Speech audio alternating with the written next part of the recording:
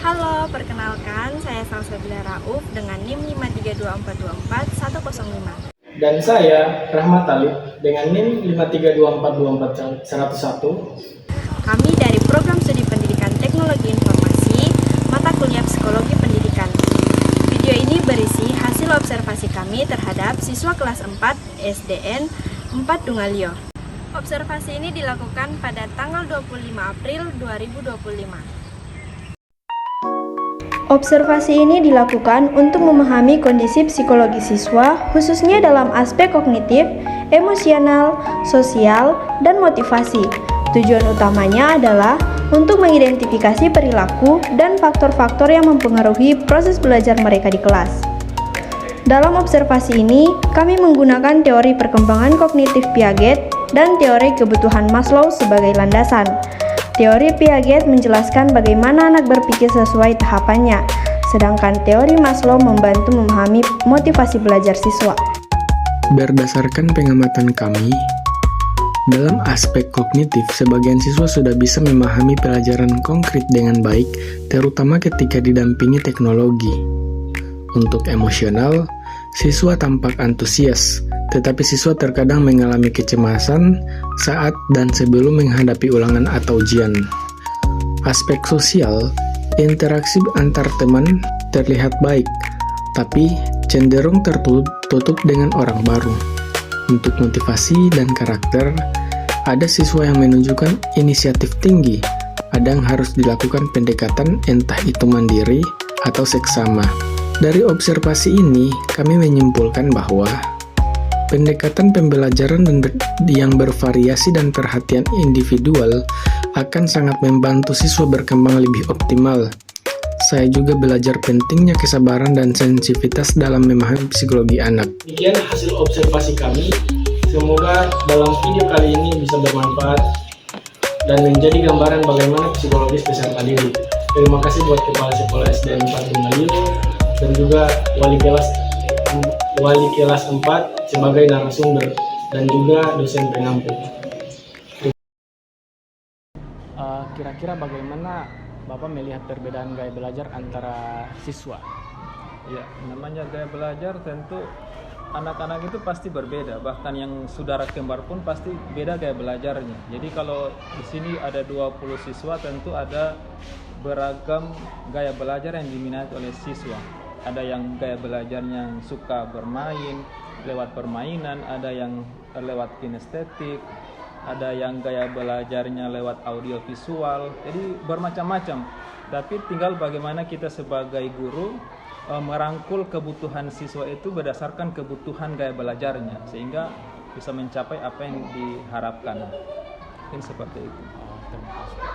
Mungkin pertanyaan kedua, kira-kira apakah ada siswa yang menunjukkan masalah contohnya dalam perhatian, fokus atau perilaku? Ya, tentu banyak ya, apalagi di jam-jam awal, di jam pertama kan masih pagi, ada yang karena mungkin belum sarapan, atau mungkin ada yang ngantuk, akhirnya mengganggu proses konsentrasinya pada saat menerima pembelajaran.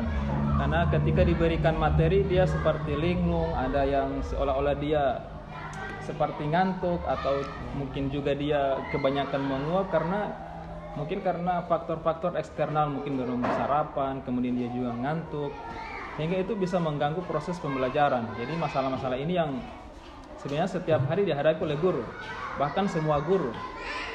Ya, jadi seperti itu. Baik Pak, sekarang masuk di motivasi belajar. Kira-kira apa menurut Bapak paling motivasi siswa untuk belajar? Ya, jadi dalam memberikan motivasi tentu setiap guru punya cara yang berbeda-beda. Kalau saya secara pribadi, motivasi saya yang saya berikan kepada peserta didik itu bermacam-macam. Misalkan hari ini secara keseluruhan anak-anak itu lebih suka belajar menggunakan media pembelajaran berbasis IT, sehingga mereka kalau kita menggunakan media pembelajaran, misalkan kita pakai LCD, kita menggunakan media belajar yang saya biasa pakai aplikasi Word itu. Sehingga mereka langsung memilih kan, oh ini buka box, kemudian muncul pertanyaan. Mereka begitu excited menerima pembelajaran dibandingkan kita menggunakan media pembelajaran yang manual atau yang tradisional, sehingga kalau kita pakai metode itu tentu motivasi anak-anak itu sangat tinggi karena sudah sesuai dengan perkembangan zaman mereka. Mereka kan sudah hidup di zaman digital, sehingga pembelajaran pun harus kita akomodasi mereka dengan berbasis digital. Jadi seperti itu cara saya.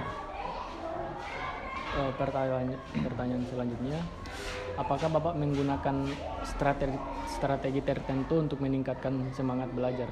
Ya, seperti saya sudah jelaskan tadi. Jadi strategi yang paling kebanyakan saya gunakan adalah menggunakan media pembelajaran.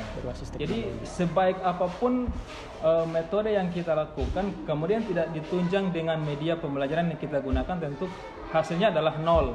Karena ini sesuai pengalaman saya. Setiap saya mengajar, kalau saya tidak menggunakan media yang saya pakai tadi, misalnya menggunakan LCD, kemudian ada games lewat wall itu, anak-anak itu seperti terlihat kurang bersemangat, tidak ada motivasi. Sehingga saya setiap hari itu berusaha untuk mengganti setiap permainan, karena kadang-kadang mereka itu kalau saya hari ini misalnya tidak menggunakan metode permainan, mereka akan langsung minta, Pak Guru, coba kami sukanya lewat metode permainan, coba misalnya lewat bahasa Indonesia. Saya tidak pakai media word itu, sehingga saya antisipasi dengan misalkan membaca sebuah wacana. Karena anak-anak kan kadang-kadang namanya literasi itu kan membaca. Anak-anak kadang-kadang juga bosan kalau membaca. Sehingga saya akali dengan mereka membaca, kemudian setelah itu saya gunakan metode bermain. Jadi apa yang mereka baca, kemudian saya gunakan metode bermain, yaitu mereka mengoper stick. Jadi talking stick namanya, strategi talking stick. Jadi anak-anak itu bermain menyanyikan satu buah lagu. Siapa yang terakhir memegang stick, dia akan menjawab pertanyaan, sehingga mereka begitu senang, sangat termotivasi. Jadi seperti itu.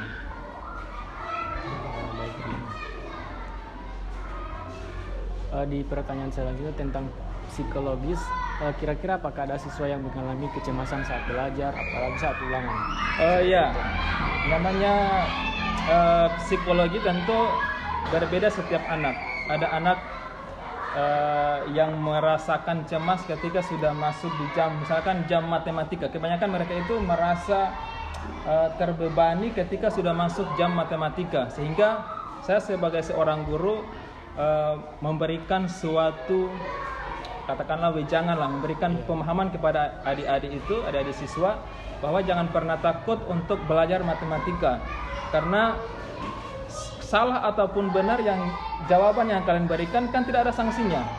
Karena lewat kesalahan itu juga kan mereka akan tahu, oh ini adalah jawaban yang benarnya, walaupun jawabannya salah. Sehingga saya berusaha memberikan situasi mental yang sangat baik, mempersiapkan mental yang kondusif bagi anak-anak, sehingga mereka betul-betul siap untuk menerima pembelajaran, khususnya matematika. Karena kita tahu bersama bahwa seolah-olah matematika itu adalah mata pelajaran yang begitu dibenci oleh hampir seluruh siswa. Sehingga saya sebagai seorang guru memahami itu, tapi saya memberikan pemahaman kepada adik-adik siswa bahwa kamu santai saja, tidak usah takut. Benar atau salah kamu lakukan dulu, terserah hasilnya apapun. Yang penting kamu sudah berusaha dan jangan pernah takut. Kan ketika kamu salah menjawab kan tidak dimakan, tidak diterkam. Kamu tetap utuh pulang ke rumah. Seperti itu saya sampaikan ke adik-adik. Jadi saat menghadapi siswa dengan kebutuhan khusus Iya, kalau strategi khusus, kalau di kelas ini memang ada beberapa siswa, ada strategi beberapa siswa dengan yang saya berikan perhatian khusus. Jadi saya dampingi secara strategi khusus, secara pribadi katakanlah begitu dibandingkan dengan teman-teman yang lainnya, karena memang butuh pendampingan khusus. Karena dari segi kemampuan intelektualnya masih rendah, kemudian secara mentalnya juga masih belum mampu menyesuaikan dengan mental dari teman-teman yang kami di media. Kemampuan intelektualnya masih rendah, dia belum begitu lancar. secara mental diberikan pendampingan belum secara mampu pribadi, menyesuaikan dengan sudah mental masih bisa dari teman-teman yang akan baca, sehingga secara karena lambat laun belum begitu lancar, mentalnya juga naik. Yang bahkan kemudian siswa ini juga terkenal sangat nakal, walaupun dia secara kemampuan secara lambat laun masih rendah, mentalnya itu luar biasa. Bahkan saya berusaha memberikan bimbingan kepada salah satu siswa ini bahwa coba tolong kenakalan keberanian untuk melanggar tertib, tapi alihkan kepada hal-hal yang positif. Misalnya kamu berani melanggar pada salah satu siswa ini bahwa kamu berani berbuat pada hal-hal yang baik. Akhirnya setiap dialihkan kepada hal-hal yang positif. Cara dia saat ini sebagai pemimpin upacara yang awalnya penakut menjadi kamu sekarang jadi orang pemberani pada hal-hal yang baik. Akhirnya apa? Setiap di pertanyaan terakhir